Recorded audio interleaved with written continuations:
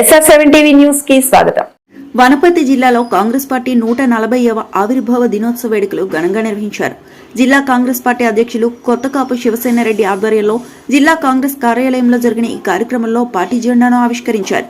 ఈ సందర్భంగా వనపర్తి శాసనసభ్యులు తూడి మేఘారెడ్డి కాంగ్రెస్ పార్టీ నాయకులు కార్యకర్తలకు ఆవిర్భావ దినోత్సవ శుభాకాంక్షలు తెలిపారు.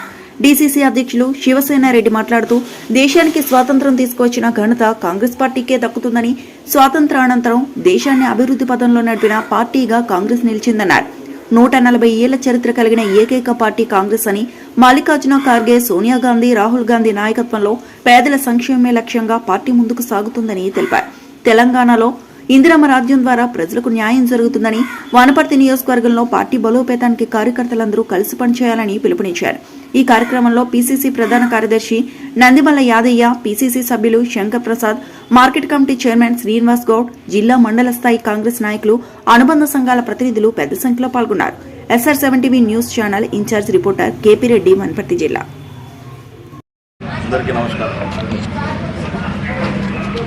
ఈరోజు కాంగ్రెస్ పార్టీ ఆవిర్భావ దినోత్సవంగా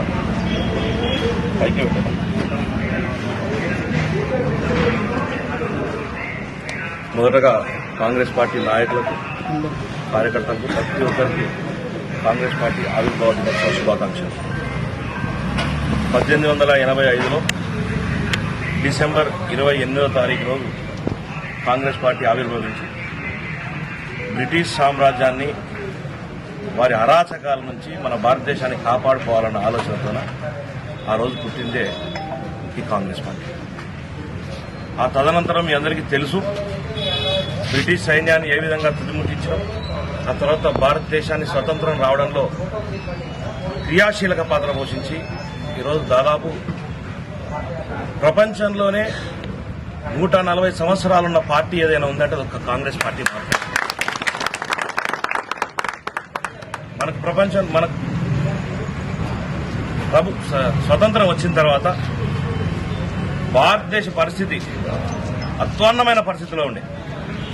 30 కోట్ల జనాభా ఉన్న ఆ రోజుల్లో తినడానికి తిండి లేని పరిస్థితుల్లో నుంచి 45 సంవత్సరాలుగా కాంగ్రెస్ పార్టీ పరిపాలనలో ఆ రోజు తినడానికి తిండి లేని పరిస్థితుల్లో ఉన్న భారతదేశం ఈరోజు భారతదేశంలో ఎయిర్ పెన్ నుంచి ఏరోప్లేన్ వరకు భారతదేశంలో తయారయ్యే విధంగా తయారు చేసిన ఘనత భారతదేశాన్ని పరిపాలించిన కాంగ్రెస్ పార్టీ ప్రధానమంత్రులని మీ అందరికీ తెలియజేస్తాం.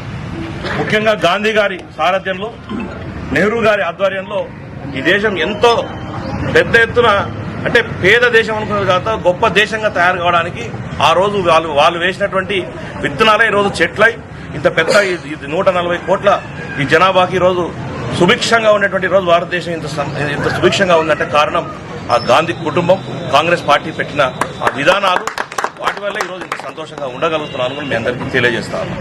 కాబట్టి ఈరోజు మళ్ళీ ఒక్కసారి అందరికీ తెలియజేయడం ఒకటే, కాంగ్రెస్ పార్టీ విధి విధానాలతో మనందరం ముందుకు పోదాం.